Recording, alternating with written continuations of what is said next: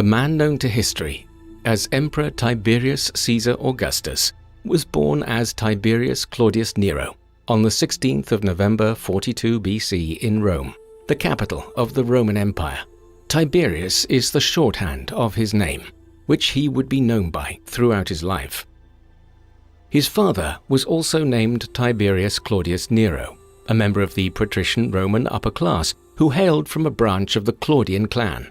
He served as quaestor of Rome in 48 BC, a senior magistracy in which officials managed the Roman treasury.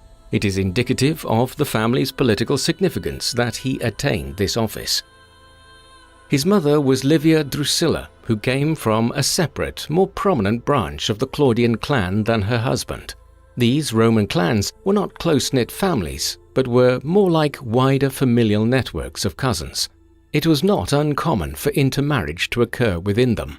Livia was born on the 30th of January of either 59 BC or 58 BC, and was still a teenager by modern standards when she married Tiberius Claudius Nero in around 43 BC.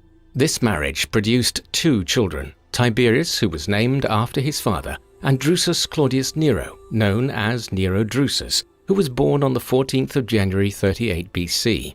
Tiberius's parents divorced late in 39 BC, when his mother was already pregnant with his brother. Divorce was very common in Roman society, as was remarriage, and it is unsurprising to find that Livia was quickly betrothed to Octavian, a member of the Julian clan. Livia married him just a few days following the birth of Drusus on the 17th of January 38 BC. Livia's new marriage brought her into the heart of Roman power politics in the second half of the 1st century BC. Over the previous century, the Roman Republic had experienced a very paradoxical set of events. On the one hand, the Republic had expanded at breathtaking speed, conquering huge swathes of territory across the eastern Mediterranean and north into Gaul, while also solidifying its control over regions such as the Iberian Peninsula and North Africa. But this rampant growth was matched by a speedy breakdown of the Republic's politics, as numerous Roman generals effectively became too powerful for the institutions of the Republic to control. Several civil wars had occurred as rival generals and politicians sought preeminence at Rome. The most recent of these had occurred between Pompeius Magnus and Julius Caesar. Caesar had emerged victorious in the first years before Tiberius's birth, but he was then assassinated by a cohort of Roman senators in 44 BC. Octavian, whom Livia married in 38 BC and who became Tiberius's stepfather, was Caesar's great-nephew and his adoptive heir. In the immediate aftermath of Caesar's assassination, Octavian, along with one of Caesar's leading allies, Mark Antony, had effectively divided up control of the Republic between them, with Octavian dominant in the west and Antony in the east. Thus, though he cannot have been aware of it at the time, Tiberius had entered into one of the most powerful political families in the dying Roman Republic following his mother's second marriage. Like many others, Livia's husband Tiberius Claudius Nero was caught up in the civil war and initially sided with Caesar, but he later turned on Caesar just before his assassination. Following Caesar's death, he gave his support to Mark Antony and was rewarded by being appointed as praetor, another senior Roman public office, in 42 BC. He subsequently became involved in an attempted rising against Octavian in 41 BC. When this failed, Tiberius Claudius Nero fled to Sicily, which was under the control of Pompeius Magnus's son Sextus Pompeius at the time, with Livia and Tiberius in 40 BC before heading onwards to join Mark Antony in Greece. They returned to Italy the following year under the terms of an agreement known as the Misenum Pact, whereby Octavian, Antony, and Sextus agreed to end a naval blockade of Italy and pardon each other's supporters. There, Livia drifted away from her husband, who was more than twice her age, and towards Octavian. Following their divorce, Tiberius's father played no further role in Roman public life. There is some disagreement between historians over the earliest years of Tiberius and Nero Drusus as the stepsons of Octavian. Some suggest that the boys grew up within Octavian's household, with some contact with their father, whereas others suggest that both boys, or perhaps only Drusus, were placed in their biological father's care. Whatever the arrangement, when their father died sometime between late 33 BC and early 32 BC, he named Octavian in his will as guardian of his children. As the elder of his father's two children, Tiberius gave the oration at his father's funeral, despite being just 9 years old. Tiberius's education was typical for a patrician boy, his primary education taking place within the home rather than in a school, before going on to a Germanicus school at 11 or 12 years. On the 24th of April 27 BC, at the age of 14, he assumed the toga virilis, taking the symbolic step into manhood and beginning his education in oratory as well as philosophy, law and history, an education which gave him a lifelong interest in literature. But even before assuming the toga virilis, Tiberius was already involved in public life. In 29 BC, he led a troop of boys during the Lusus Troiae, a Roman public holiday, and thereafter he began to play a part in many Roman public events. By this time, Tiberius was living within a family arrangement which was increasingly at the very heart of Roman politics. Following years of growing tensions between his stepfather Octavian and Mark Antony in the 30s BC, the pair went to war in 32 BC, with Octavian bringing the power of the western parts of the empire to bear against Antony in the east. The new civil war was a quick affair and was largely decided in a huge naval battle at Actium off the northwest coast of Greece in 31 BC. Thereafter, Antony killed himself and Octavian rose to become the undisputed power within the Roman Republic. To signify his new position, in 27 BC, he instituted a set of constitutional changes within the Republic. For instance, he would serve as the senior Roman magistrate, that of consul, for most of the next few years. He also appointed his senior-most allies, such as the general Marcus Agrippa, to other positions of power. Finally, he adopted the title of Princeps and took the name Imperator Caesar Augustus. Augustus means revered, and Caesar was adopted in honor of his great-uncle Julius Caesar. Princeps means first citizen, and was adopted by Augustus to signify that he was now the first citizen of the Roman Republic.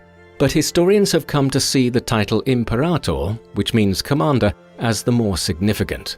From it stems the word emperor, and it is that which Augustus would eventually become, Rome's first emperor, and the family which he had founded with Livia, the Julio-Claudians, named for their descent from the Julia and Claudian clans, became the first imperial dynasty of this new Roman Empire, which replaced the Roman Republic. In 26 BC, Tiberius joined his stepfather Caesar Augustus in a military campaign in Spain. Rome had controlled large parts of the peninsula since the 2nd century BC, but the northwestern region had stubbornly held out. One of the first acts of Augustus's reign was to pacify the last pockets of resistance in a conflict which became known as the Cantabrian Wars. In these, Tiberius held the rank of military tribune despite his young age, and in 25 BC, he collaborated with Octavian's nephew Marcellus to organize games for the soldiers in the camps. Tiberius and Marcellus returned to Rome shortly after this, at which point Marcellus married Augustus's daughter Julia, who was from an earlier marriage. Julia was the emperor's only biological child, and Marcellus's marriage to her seemed to indicate that he was now Augustus's designated successor, should the emperor die prematurely.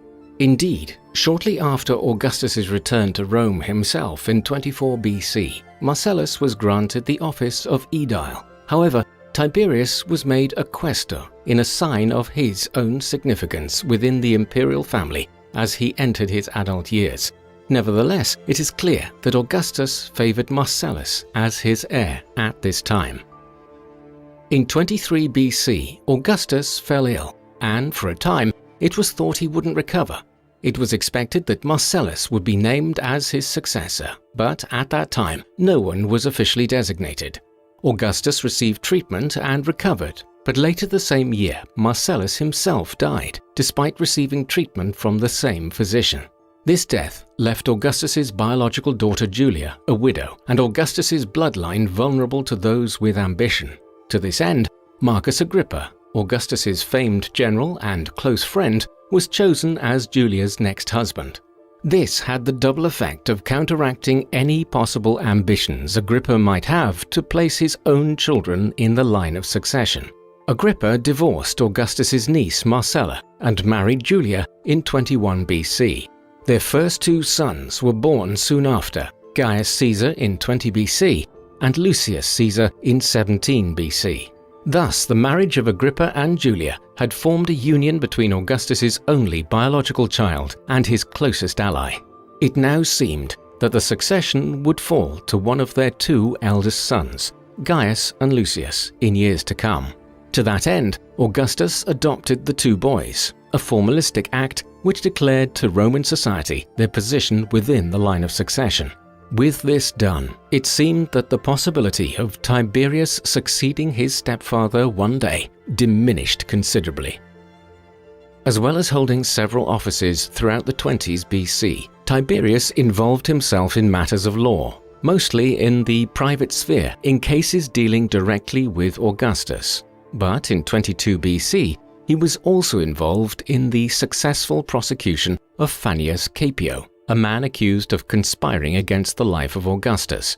20 BC saw Tiberius lead a force to Armenia Major with the intention of installing Tigranes, son of King Artavasdes II, on the throne of this client kingdom of Rome's in the Caucasus in place of his brother Artaxerxes, who favored the Parthian Empire, Rome's perennial eastern enemy based out of Iran and Iraq.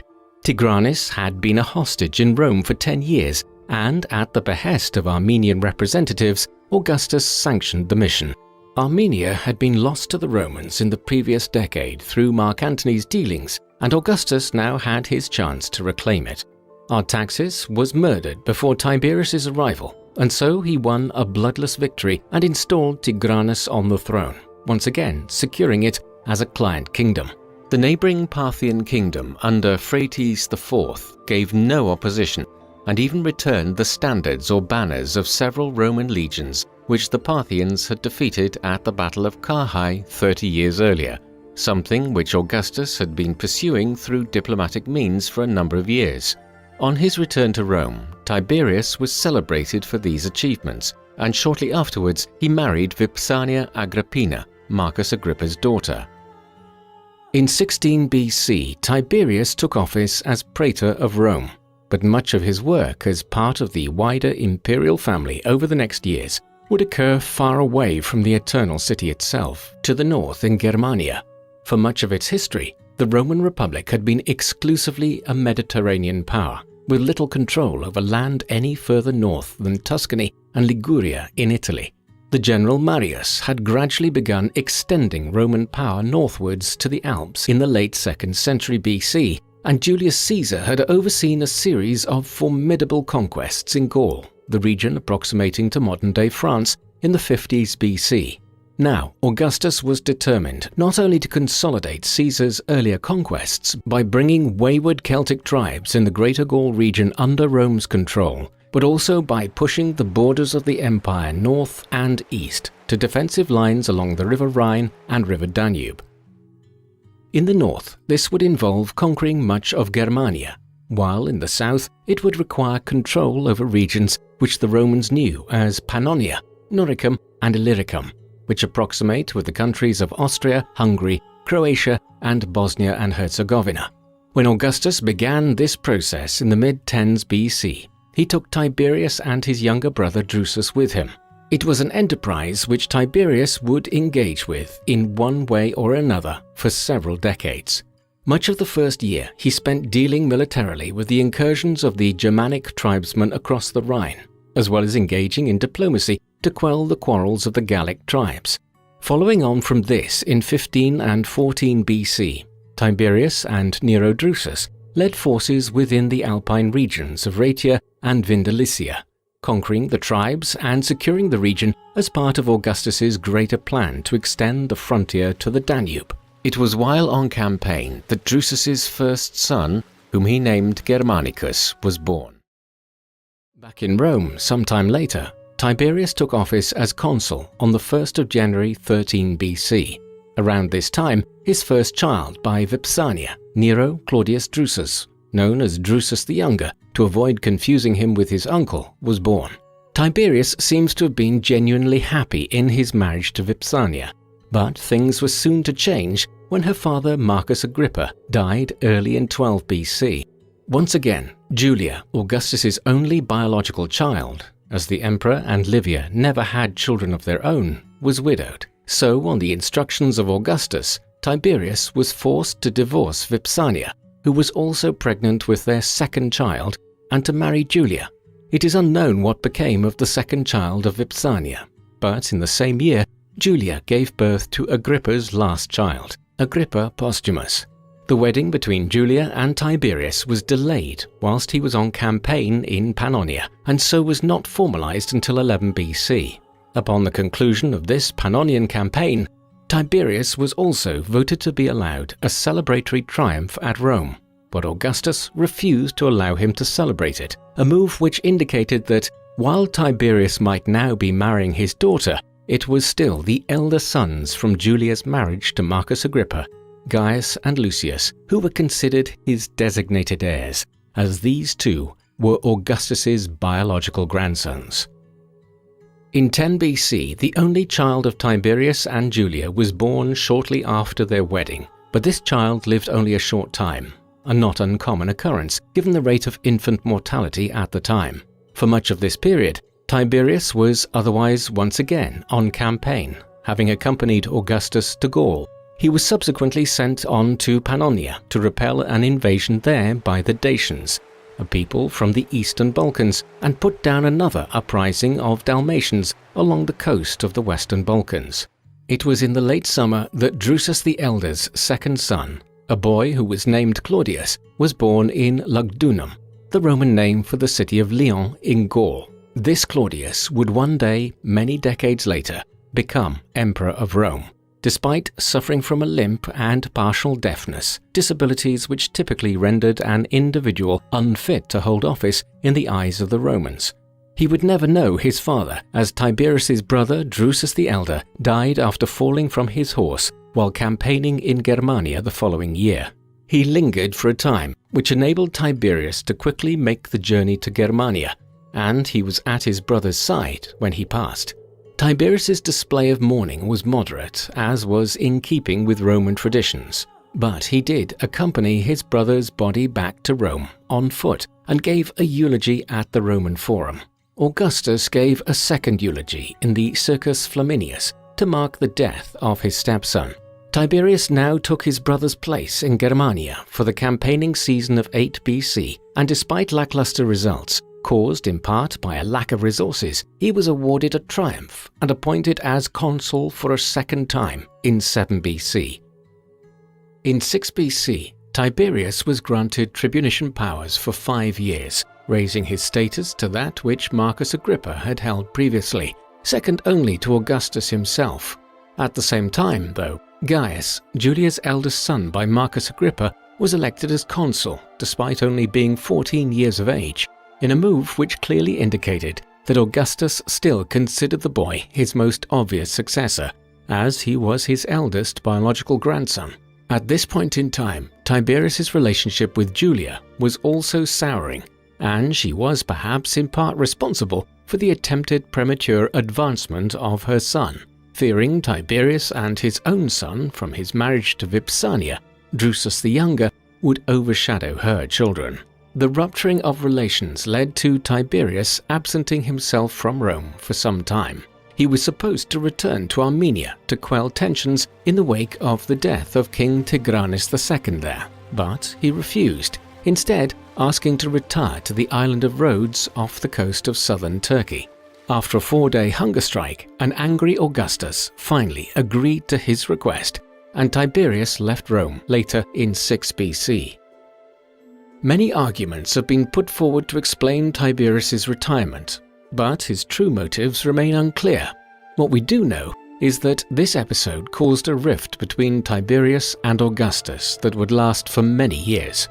Tiberius retained his tribunician power and lived quietly on Rhodes while Julia remained in Rome. In the meantime, both of her sons from her earlier marriage to Marcus Agrippa, Gaius and Lucius, received the title of Princeps Juventutis in 5 BC, further cementing their positions within the succession. Then, in 2 BC, Augustus ended the marriage between Tiberius and Julia. This was caused in part by the emperor's resentment of his daughter, following a series of affairs which she engaged in, including one with the younger son of his old rival Mark Antony. As a consequence, Augustus exiled his only biological child from Rome. Despite the tense relations between Julia and he, Tiberius wrote to Augustus to plead for clemency for his wife, perhaps in part because he knew that divorce would sever a link between himself and Augustus. These appeals fell on deaf ears. As a result, the following year, when Tiberius's tribunician powers expired, he asked for Augustus's permission to be allowed to return to Rome, now that Gaius and Lucius had seemingly been confirmed in their positions as Augustus's heirs. The emperor, surprisingly, refused to renew Tiberius's powers as tribune, and instead he was only confirmed as a legate, despite his mother Livia's interventions. Thus, Tiberius's position with Augustus seems to have been completely undermined by his spell in exile in Rhodes and the collapse of his marriage to Julia. Augustus's grandson and his most likely successor, Gaius, was sent to the east in 1 BC. He was 19 years old by this time and was granted proconsular imperium in the east, whereby the emperor effectively gave him significant military and political control over the provinces there. Augustus was evidently training him as his successor. Shortly after his arrival in the east, Tiberius left Rhodes to visit his stepson, but the reception he received was hostile. From here on, Tiberius's reputation steadily declined, and his political position was at a low ebb in the first years of the 1st century AD. He made repeated requests during this time to Augustus to be allowed to return to Rome, but these were consistently refused, with Augustus saying he would make no decision without the recommendation of Gaius. In 2 AD, one of the most significant figures in the line of succession died. This was Lucius, the second son of Julia and Marcus Agrippa. That year, Lucius had been appointed by Augustus to undertake a military command, suppressing a local revolt in Hispania. On his way to Iberia, he took ill in southern Gaul and died within days. He was just 18 years of age. This interruption to the succession was compounded 2 years later. Lucius's older brother, the heir to the empire to all intents and purposes, Gaius, had met with initial success in his mission to the east, campaigning against the Parthians, who abandoned their claims to Armenia. But Armenia itself was engaged in a civil war following the Roman appointment of their new king. It was during a siege of an Armenian town on the 9th of September 3 AD that Gaius was badly injured. The injury caused him to fall into despondency, and he requested retirement from public life. Augustus convinced him to return to Rome, although Gaius was still intent on retiring. But on the 21st of February 4 AD, he died in the port town of Limyra. Now, both Gaius and Lucius, the two biological grandsons of Augustus, whom he had been cultivating as his potential successors for the last decade, had both died within less than 2 years of each other, throwing the succession into disarray at a time when Augustus was in his mid-60s, a ripe old age by the standards of the time. Augustus was now once again left without a clear plan of succession. His aspirations to preserve his direct bloodline could still be attained through the deceased Drusus the eldest son Germanicus. This nephew of Tiberius was due to be married to Agrippina, the daughter of Julia and Marcus Agrippa. As such, any children of Germanicus and Agrippina's marriage would be Augustus's biological great-grandchildren.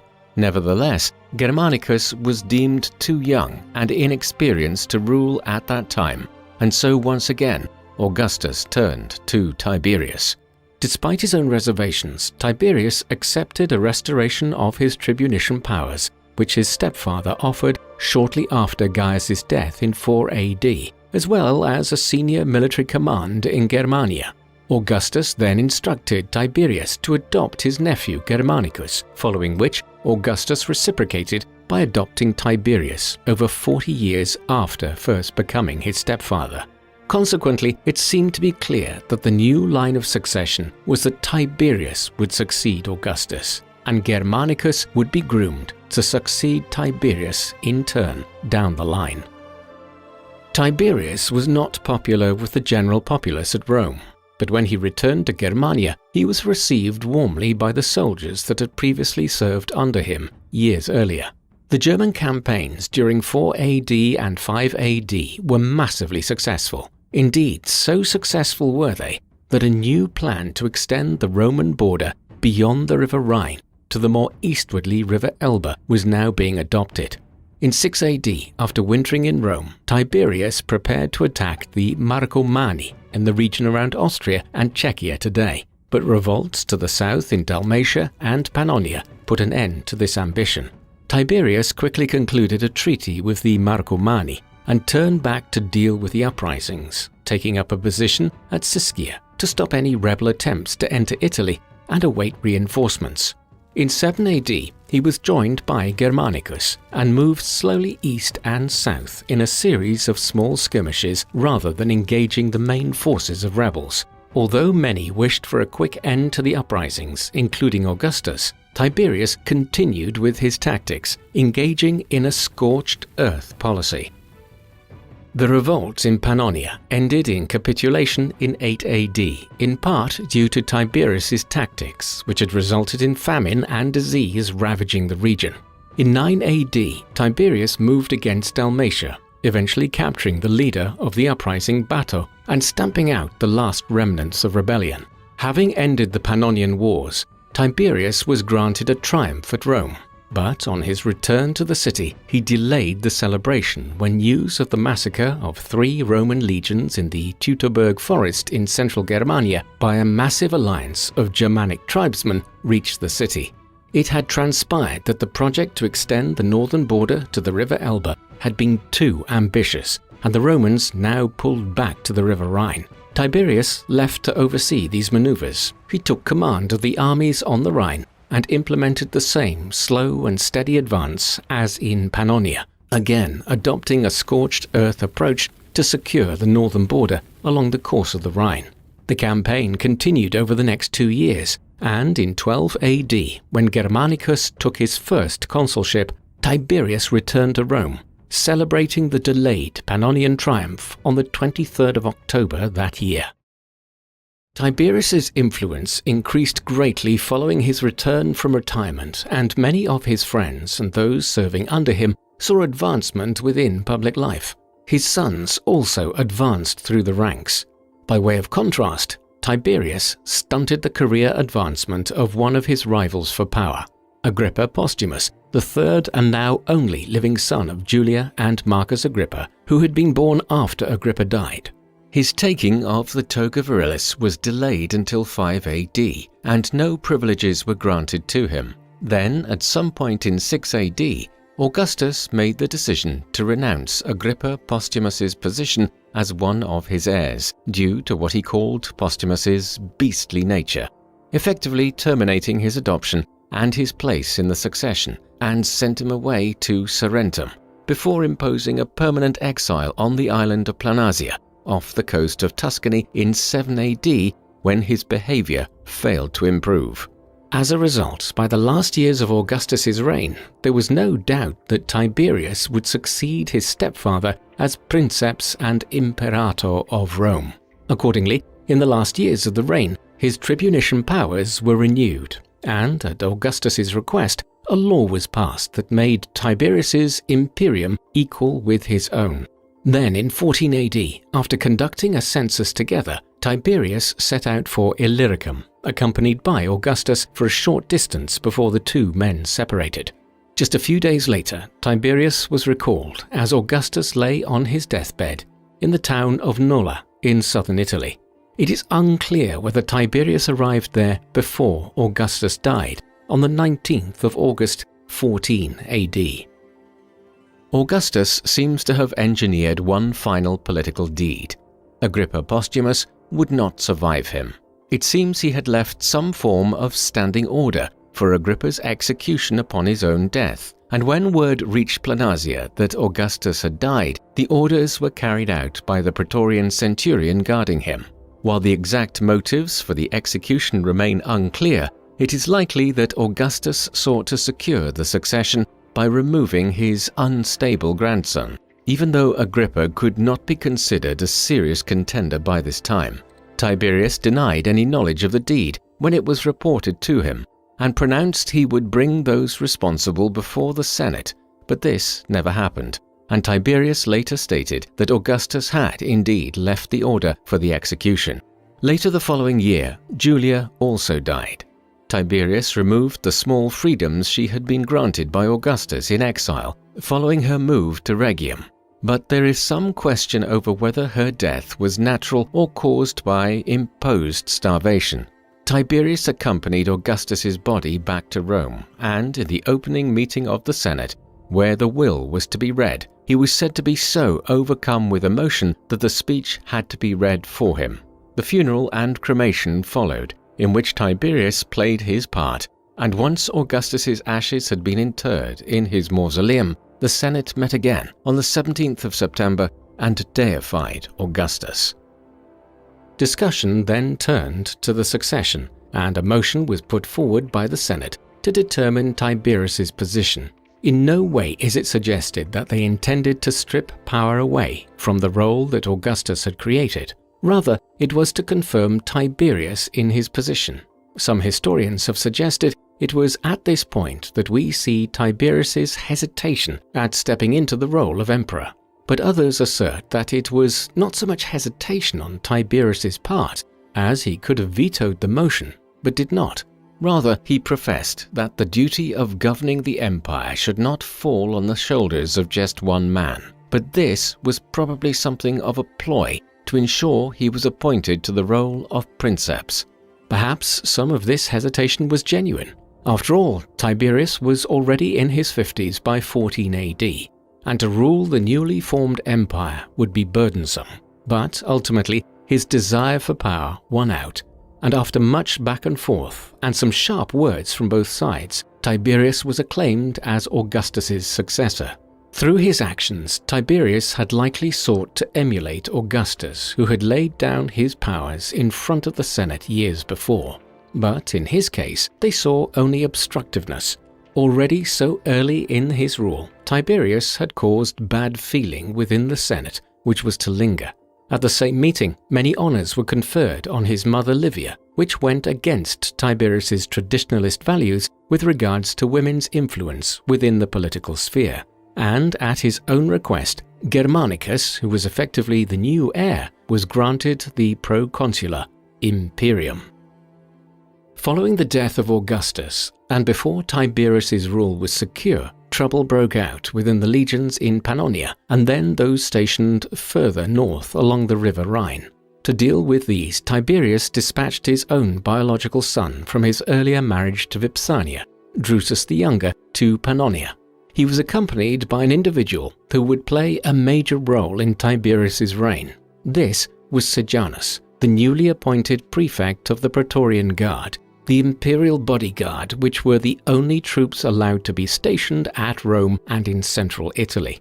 The legions which had revolted, and which Drusus the Younger and Sejanus had been appointed to suppress the insurrection of, weren't necessarily opposed to Tiberius's succession, but they did believe that with the death of Augustus, the time was right for them to demand redress of the wrongs which they believed had been perpetrated against them in recent times, namely, poor conditions in their barracks and inadequate pay and remuneration. When Drusus the Younger arrived in camp in the north, he read a letter from Tiberius, who expressed concern for the treatment of his soldiers and claimed that he would bring their demands to the Roman Senate once he had finished grieving his stepfather. Drusus the Younger would make some concessions in the meantime.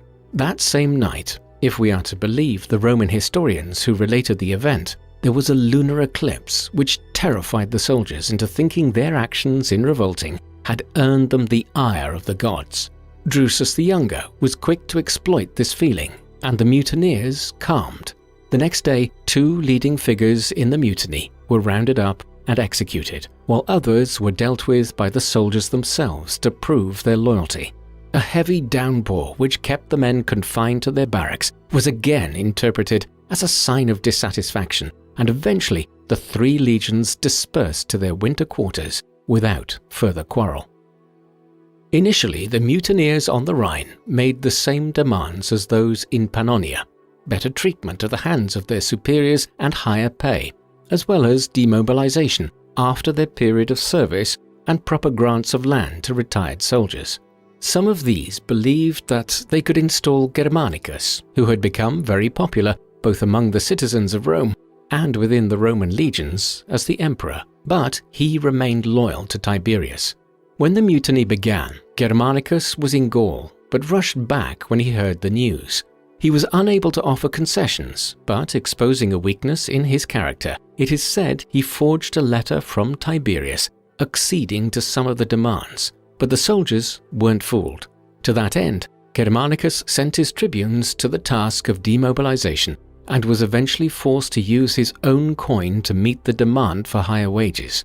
But when envoys later arrived from Rome, further violence followed. The mutiny was only ended when Germanicus had his pregnant wife Agrippina sent out to carry their infant son to the safety of a neighboring tribe from the camp.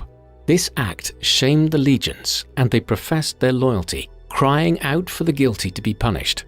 Germanicus handed over the duty of punishing the ringleaders to the soldiers so as to keep the affection of his men. Tiberius was criticized for not taking a more direct hand in dealing personally with the mutinies which followed his accession, but defended himself by saying that had he visited either army first, the other would have taken offense, thus worsening the situation. His biological son Drusus the Younger and his adoptive son Germanicus were to act, and he would back them from a distance. This criticism early in his reign foreshadowed later issues, much of it related to his public image. Tiberius was an eloquent speaker when he spoke sincerely, but was known to struggle over words when he spoke in half-truths. When news that the mutinies had been dealt with reached Rome, he spoke in the Senate of Drusus the Younger, for whom his praise was sincere, but gave a less than convincing performance when his words turned to Germanicus, despite extolling his courage. Tiberius was suspicious of his conduct in halting the mutiny, and would later rescind the single granted concession which Germanicus had made to the legionaries, specifically a promise to reduce the number of years of service required by the Roman soldiers. Tiberius had been princeps for almost 6 months when he was granted the title Pontifex Maximus on the 10th of March 15 AD. This was the most senior religious office in the Roman state. However, he refused to name himself as imperator and rejected the title of Pater Patriae, Father of the Nation, as well as refusing the name Augustus.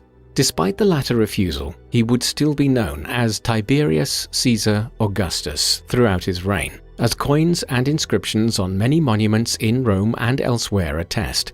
In refusing these honors and titles, Tiberius provided a public demonstration of his adherence to moderation and his feeling on the role the Senate should play in governing the Roman state. Despite the hypocrisy Tiberius presented early on in the Senate, he was not as hostile towards the old institutions of the Republic as some of his successors would be. For instance, in accordance with the wishes of Augustus and in keeping with his own beliefs on their role, soon after his accession, he granted the right to elect magistrates to the Senate. Moreover, in the early years of his rule, Tiberius would often sit in silence during debates held in the Senate, allowing both sides to make their case in an attempt not to influence rulings, believing firmly that the Senate had the right to make their own free decisions. Under Augustus, the Senate had been servile rather than free to exercise their own will, and, in many cases, despite the lack of interjection from Tiberius, they often reverted to this attitude in deference to the princeps and the influence of other members of the imperial family. So ingrained was this attitude that, at times, Tiberius would become irritated when senators passed matters to him which he felt they could deal with themselves. But despite his neutrality, Tiberius would intervene on occasion, either in refusing to allow the Senate to pass off matters to him or, after lengthy debates, would interject late in proceedings to announce the outcome he desired. Over time, this practice would inadvertently see the relationship between Tiberius and the Senate deteriorate further. During these early years, he turned a blind eye to the enmity of others, even when directed at himself, still holding with his belief of the right to free speech. But he detested sycophants, and in this way cultivated his virtues and reputation. Although he cared nothing for the affection of the people towards him, he wanted only their respect. Tiberius made some adjustments to matters pertaining to gladiatorial and theatrical entertainment at Rome early on, as these were activities that he didn't enjoy, limiting the number of gladiatorial games that could take place. He rejected the motion that actors could be flogged following riots at a performance in 15 AD, thereby upholding Augustus's ruling that they were immune from such punishments. However, he did introduce restrictions to actors' pay and controlled who they could keep company with. Later, in 23 AD, actors would be banished from Rome, not to return during his rule. These interventions in the public entertainments at Rome were not popular amongst the city's wider population. However, he attempted to counterbalance this repressive attitude with welfare measures. For instance, when the river Tiber flooded in 15 AD and his people's welfare was at stake, Tiberius created a new board of curators to deal with the problem. But their suggestions to remedy the situation met with hostility in the affected towns and parts of the city itself, and so the Senate voted against the proposals. Later in 17 AD, Tiberius would once again demonstrate his generosity when he provided lavish grants to towns in Asia devastated by an earthquake, and in 22 AD would fix prices of corn to keep them affordable for the public, while making up the difference to the dealers during a time of food scarcity. Throughout the early years of his reign, Tiberius took an active interest in the law and attended the courts, taking a place to the side of the sitting praetor so they didn't have to give up their official seat. Tiberius intervened when he felt it necessary in the face of corruption and bribery and the undue influence that some exerted on their cases given their high standing. But under his rule there was a marked expansion of the law of maestas. This lessened the status of the Roman people, making treason sacrilegious due to the supposed divinity of the emperor. The treason law had been in use since late Republican times, but had undergone several changes, including under Augustus. The newly strengthened law under Tiberius was readily exploited by informers who accused individuals of disrespecting the position of emperor and the imperial family, as rewards were granted for successful prosecutions under the law of maestas, and many cases were brought before the Senate on such charges, coupled with other crimes such as adultery or extortion. Tiberius would often intervene, quashing trials he believed trivial and proposing milder sentences on those that were found guilty, depending on the crime and their status. While Tiberius remained in Rome, the campaign in Germania continued in 15 AD, with Germanicus overseeing affairs. The goal here was to secure the border along the Rhine more firmly, as Augustus had left orders on his death that his successors should seek to consolidate the empire and protect its borders rather than expand it any further. Tiberius's earlier successful and cautious tactics were abandoned by Germanicus. His aim was to split the main tribes of central Germania, such as the Cherusci and Chatti, from one another. Germanicus moved first against the Chatti, with the legions of the Upper Rhine, routing them from their lands, and when he refused to grant a peace, the tribes split, with some joining him, while others melted away into the forests of the parts of Germania beyond the Roman border. In the months that followed, further campaigning occurred as Arminius, the German warlord who had orchestrated the defeat of 3 Roman legions at the Battle of the Teutoburg Forest back in 9 AD, materialized as the primary antagonist to Germanicus. Arminius roused both his own followers and the neighboring tribes against the Romans. In response, Germanicus dispatched 3 separate Roman forces eastwards beyond the river Rhine. The goal here was to semi-pacify this region beyond Rome's borders, which, if left under the control of warlords like Arminius, would always pose a serious threat to the Roman forts along the Rhine and the Roman colonies beyond. When this Roman force came upon the site of the massacre of the Teutoburg forest nearly a decade earlier, they raised a burial mound to honor the dead. Further into this vast primeval forest, which is all but gone today, but which covered a large proportion of Germany in ancient times, Germanicus's forces faced those of Arminius. But the sides never engaged, as the campaigning season was almost over and neither was entirely confident of winning the day. Consequently, the Romans withdrew, but the alliance Arminius had assembled would soon collapse as the other Germanic lords became wary of his growing power and assassinated him in 21 AD. A triumph and triumphal arch were granted for Germanicus at Rome following his initial campaign into Germania. But these honors had another message behind them, that Tiberius considered the conflict at an end and that Germanicus should now return to Rome. Germanicus didn't heed the message and began the campaign anew in 16 AD. Tiberius couldn't risk the political disaster of Germanicus's refusal if he ordered him back to Rome, and so, for the moment, Germanicus got his way, despite Tiberius's disapproval. Germanicus won successive victories in the months that followed, bolstering his popularity amongst the legions and the people of Rome even further. He was a shrewd manipulator of public opinion. For instance, after disaster struck his fleet during the German campaign on his way to winter quarters along the coast of the North Atlantic, Germanicus struck out quickly to prevent the loss of Roman morale by recovering one of the standards of the Roman legions, which had been lost at the Battle of the Teutoburg Forest in 9 AD. The recovery of the standard made no practical difference to the strategic situation in Germania, but from a propaganda standpoint, it was a major achievement.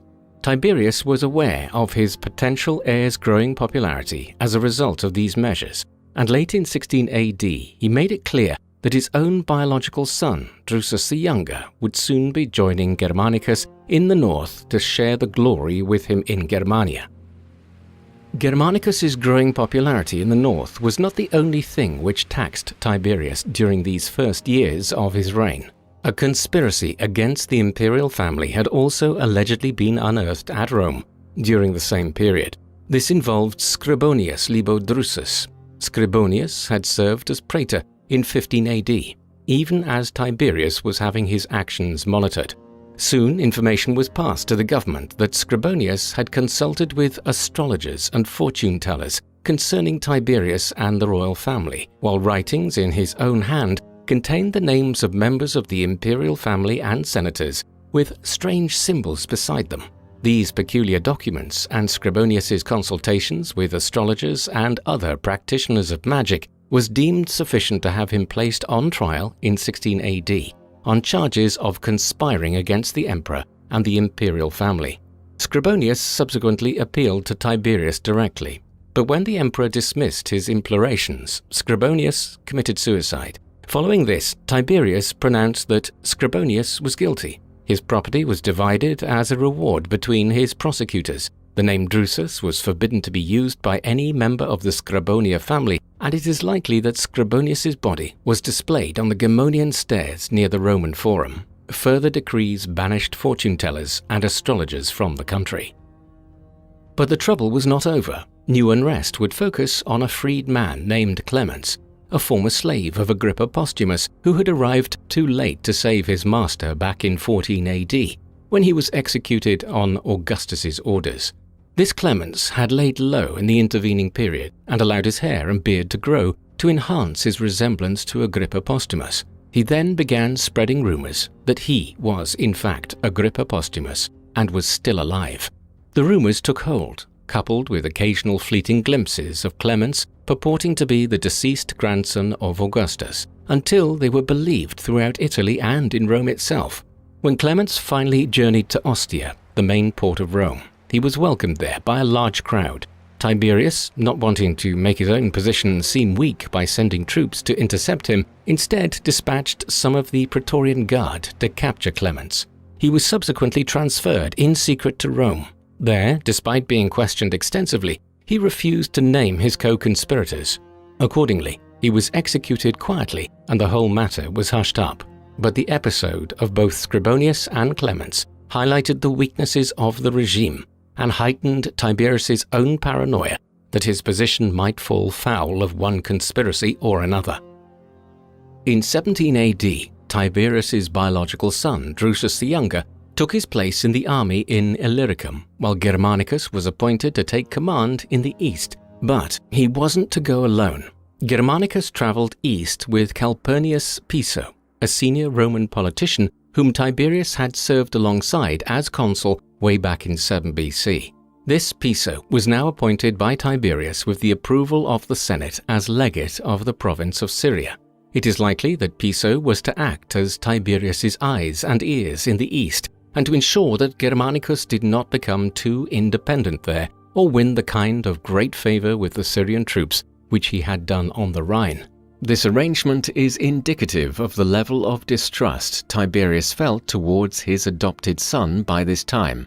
Clearly, Germanicus's position in the succession was only being kept in place because of Tiberius's continuing deference to Augustus's earlier wishes and also because Germanicus had simply become too powerful. It could prove dangerous for Tiberius to try to demote him now. Whatever the motives for this arrangement in the east were, Piso and Germanicus were unfavorably disposed to one another from the beginning. Piso arrived in Syria first and set about ingratiating himself with the soldiers, earning the nickname Father of the Legions. Germanicus was aware of Piso's acts but had other matters in the east to attend to first and acquitted himself well in his duties. But from the time Piso and Germanicus met again in Cyrrhus in Syria, they were openly hostile to one another. Germanicus journeyed to Egypt in 19 AD and, by doing so, made a political blunder.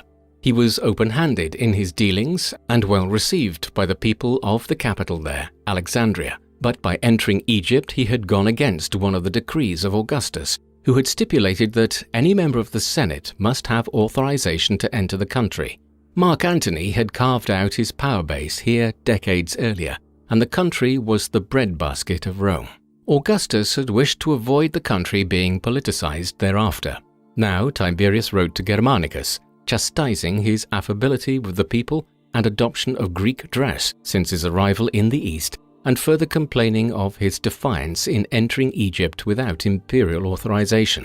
Tiberius held Augustus's precepts in reverence and strove to uphold them, and this action on Germanicus's part must have seemed an affront to these ideals. Germanicus had assumed that Egypt was just another province that he was to deal with in his command of the East, for which his commission provided the necessary authorization. Relations between Piso and Germanicus didn't improve in the younger man's absence in Egypt, and a short time after his return to Syria, Germanicus fell ill.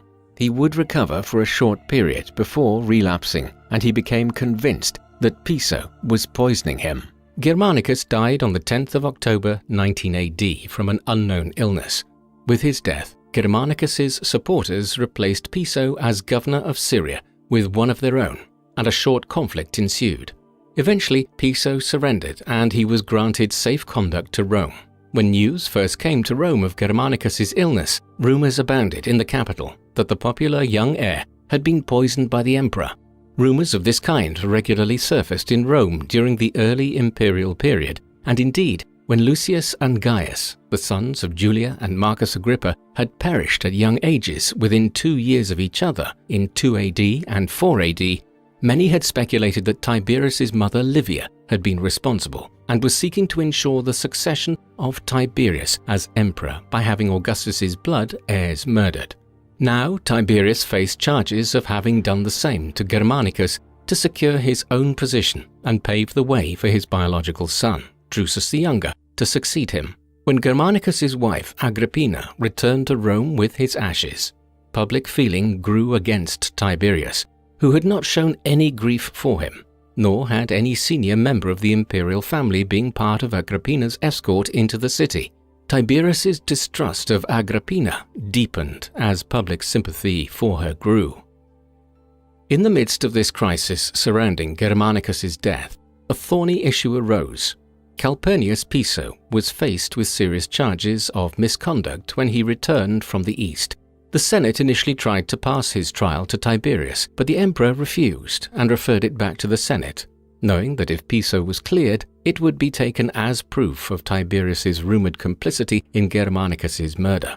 Tiberius opened the case with a well-reasoned speech, arguing that only facts should be taken into consideration and that they should not be influenced in their decisions by his personal connection to Germanicus.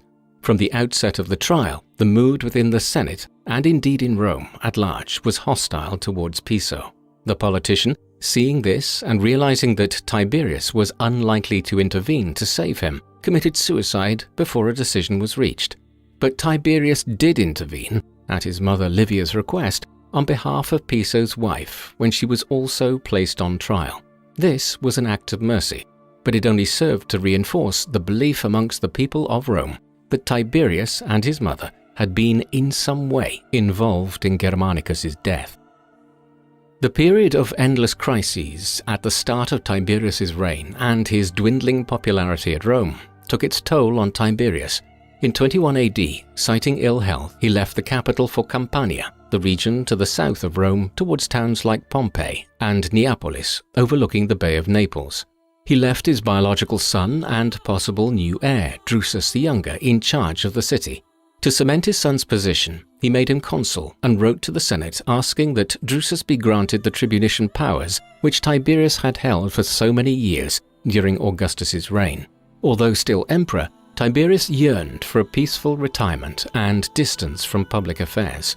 Accordingly, when the Senate called upon him to decide on the appointment of a governor of the province of Africa in what is now Tunisia, he criticized them in his response, asserting that it was their responsibility to decide on this matter and ordering them to choose between the two candidates. In a worrying portent of things to come, the Senate chose Blasus, an uncle of Sejanus, the head of the Praetorian Guard, as the governor. It was a sign of the growing influence of the imperial bodyguard, and of Sejanus in particular within Roman politics. This first period of exile from Rome for Tiberius only came to an end in 22 AD when he reluctantly returned to the capital after learning that his mother, Livia, was ill. Tiberius suffered a blow in 23 AD when, on the 14th of September, his son and potential successor Drusus the Younger died. At the time, no one believed it was any more than a natural death. Drusus had been ill in 21 AD but recovered. However, some years later, accusations arose that Drusus had in fact been poisoned by Sejanus.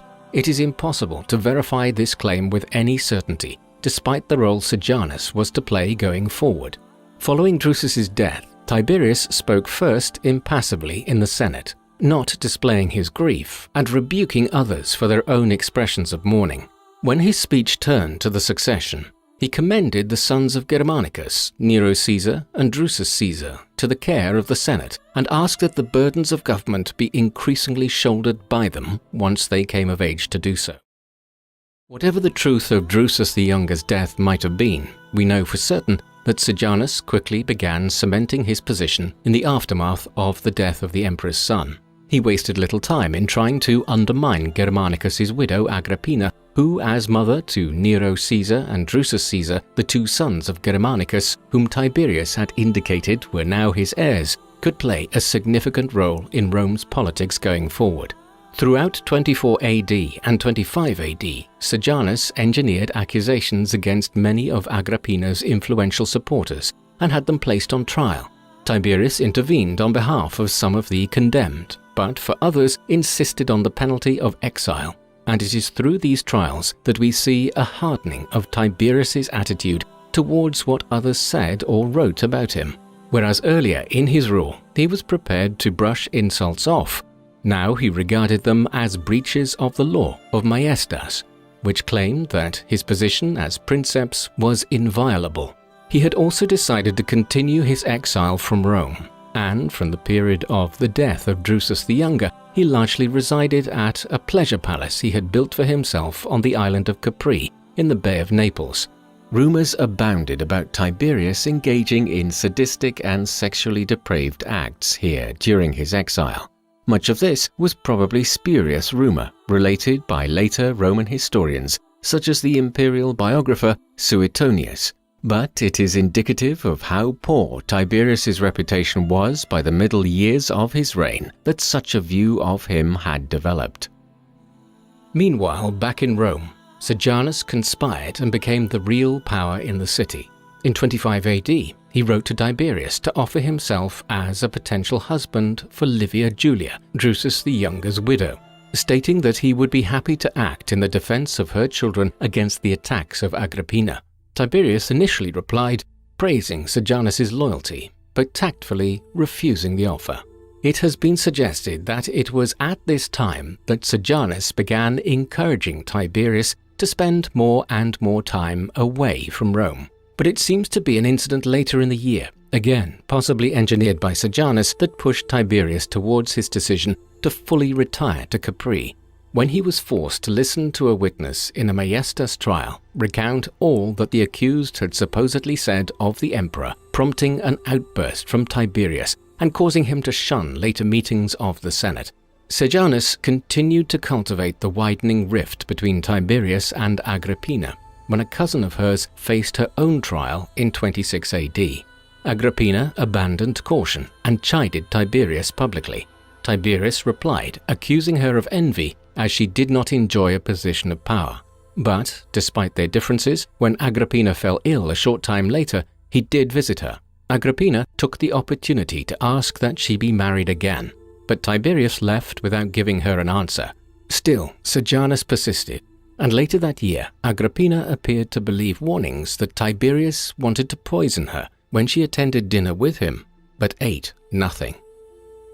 It was later in 26 AD that Tiberius finally made his decision to fully retire from his official duties in Rome, first journeying to Campania to dedicate temples at Capua and Nola, before settling permanently at his new palace on the island of Capri. When Tiberius set out from Rome, his retinue was made up largely of scholars, with only one senator and 2 eques, Sejanus being one of them. It was while in Campania at a villa named Spelunca that Sejanus cemented himself firmly within Tiberius's confidence when he protected the emperor from a rockfall that closed the mouth of the cave in which they were dining, remaining in place until they were rescued. With Tiberius away from Rome, the business of ruling became more protracted as the Senate still declined the responsibility that Tiberius had tried to instill in them, and so all matters had to be conducted through letters, causing inevitable delays. But when disaster struck first at Fidenae, when a poorly built amphitheater collapsed, and then a fire raged across the Celian hill, Tiberius did compensate all involved depending on their losses. Welfare towards his subjects remained a paramount concern of his, despite how little praise he might have received for it.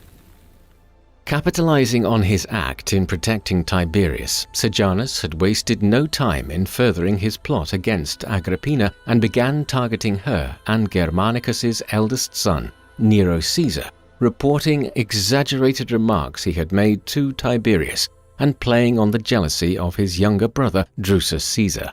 Then, when Tiberius was safely installed on Capri in 27 AD, he had a record kept of both Agrippina's and Nero's movements, as well as anything they said that could be construed as being aimed against Tiberius. Sejanus moved against another of Agrippina's supporters, Sabinus, at the same time, devising a plot in which Sabinus was set up to incriminate himself in a conversation in front of hidden witnesses, who duly reported his words to Tiberius in a letter. Tiberius wrote to the Senate in January 28 AD attacking Sabinus. It has been suggested that some of his claims were products of his imagination rather than anything reported to him by Sejanus, as the emperor grew ever more suspicious of plots against him. Nevertheless, his letter swayed the Senate, and they passed a death sentence on Sabinus. Tiberius wrote in thanks for their punishment of an enemy of the state, and that he feared for his life from the plots of his enemies. In 29 AD, the matriarch of the Julio-Claudian dynasty, Tiberius's mother and Augustus's widow Livia, died. Surprisingly, Tiberius did not return to Rome for her funeral. Instead, he wrote to the Senate, attacking Agrippina and Nero Caesar on various grounds. The people of Rome protested, saying that these latest accusations were once again the work of Sejanus. For his part, Sejanus embellished the information given to Tiberius, claiming it wouldn't be long before the people rose up and made Nero Caesar the new emperor, with Agrippina acting as the real power behind the throne. Tiberius wrote to the Senate again, and in his letter proclaimed that he would make the decision in this case, which left the Senate in no better position than they had been in after the receipt of the first letter. The exact sequence of events between 29 and 31 AD is patchy given the fragmentary nature of the sources over these years. It was during this time that Nero Caesar was declared a public enemy by the Senate, and both he and Agrippina were imprisoned on separate islands. Agrippina was treated badly by her guards and lost an eye during a beating, and when she later attempted to starve herself to death, she was force-fed to keep her alive. Tiberius also engaged in vengeful behavior towards others during this period, having the senator Gallus, who had married his ex-wife Hispania years earlier, arrested in 30 AD. He died in confinement from starvation in 33 AD. Sejanus moved also against Drusus Caesar, Agrippina's second eldest son, in 30 AD, and though he was in Tiberius's company at the time, the emperor sent him back to Rome, where he was declared a public enemy and imprisoned in the city. Then Sejanus was betrothed to Livia Julia later that year and was publicly acknowledged by Tiberius. His designation for the consulship alongside Tiberius in 31 AD was confirmed, but by the end of that year, Sejanus's power and influence was at an end. There are differing historical accounts for Tiberius's reasons for turning on Sejanus, and it has been suggested that the emperor likely came to see him for what he really was at some time in 30 AD or 31 AD, as more members of the imperial family were arrested on trumped-up charges. Throughout 31 AD, Tiberius kept Sejanus in a state of worried confusion over his position, both praising and criticizing him. A rumor even circulated that Sejanus would receive tribunician power in the near future, but ultimately it was not to be. On the morning of the 18th of October 31 AD, a letter was received by the Roman Senate from Tiberius at Capri, in which the emperor effectively ordered the execution of the head of the Praetorian Guard. Sejanus was imprisoned and his execution was carried out later that day. His body was displayed on the Germanian steps, where it was mutilated by a mob, and 3 days later the remains were cast into the Tiber. By the end of the year, the rest of his family, including his 3 children and Livia Julia, would be dead, although whether this was ordered by Tiberius is uncertain. Following Sejanus's fall, and throughout the last years of Tiberius's rule, there was an increase in trials, including those on charge of maestas. Some were instigated by Tiberius against people he perceived to be former followers of Sejanus, and therefore ongoing threats to his safety. Some cases were dismissed by Tiberius on the grounds that they were trivial in nature, as he had done years before, but others were postponed until he could investigate them, and many resulted in suicide, exile, or the death penalty. Even those who could claim old friendships with Tiberius were not immune. It was also in 33 AD, amidst these trials, that Drusus Caesar, Agrippina's second eldest son, was starved to death. Agrippina herself, who had been held prisoner for several years by this time, died later the same year. With Nero Caesar dead since 31 AD, this left only Gaius among Agrippina and Germanicus's living sons. Tiberius wrote separate letters to the Senate decrying both Drusus and Agrippina, going so far as to reveal the record that had been kept on Drusus until his death, in the hope that the Senate would come to the same understanding that he had, namely that Drusus was an enemy of the state. Despite the insecurity he obviously felt and outright cruelty in some of his actions, Tiberius was still capable of reason in some spheres. He secured marriages for Germanicus's and Agrippina's 3 daughters on a visit to the mainland, and made money available from the treasury for loans to ease the financial pressure in 33 AD, created by enforcement of the usury laws. Again, 3 years later, in 36 AD, he would make money available through a commission to those affected by a fire on the Aventine Hill in Rome. When trouble broke out in the east in 35 AD, despite not winning a resounding military victory, the matter was settled in Rome's favor when Tiberius instructed his commander in the area to make peace with Artabanus, the Arsacid prince. But ultimately, when historians such as Suetonius would come to record Tiberius's reign in subsequent decades, it was the political excesses of his later years and the free hand which he gave to Sejanus while he lived in exile on Capri which would be remembered. In 37 AD, Tiberius fell ill and later died on the 16th of March at the age of 77. Much has been made of his death, and it has been speculated that there was some foul play. But there is no conclusive evidence of this, and it is likely that later accounts that he collapsed when he got out of bed after his servants failed to attend him is closer to the truth. He was succeeded by Germanicus and Agrippina's only surviving son, Gaius Caesar, better known by the nickname he acquired in his youth, Caligula. The much anticipated succession of a member of Germanicus's line proved disastrous. The reign of this biological great-grandson of Augustus quickly descended into tyranny, sadism, and sexual depravity on the part of the third emperor of Rome. He was quickly overthrown by the Praetorian Guard and killed in 41 AD. History has often condemned Tiberius, but by the time he succeeded Augustus, he was already old by Roman standards and had served Rome and the first princeps faithfully for many years. He was a sound military leader and tactician, winning a number of victories during his career, and was firm in his traditional and republican values. Despite his military valor, he wouldn't lead the legions again after becoming emperor. His rule was fairly peaceful and focused on consolidation of existing borders, as Augustus had advised, rather than on costly new conquests. Likely somewhat reluctant to bear the burden of rule, he was devoted to the precepts of Augustus and strove to uphold them even when they conflicted with his own beliefs.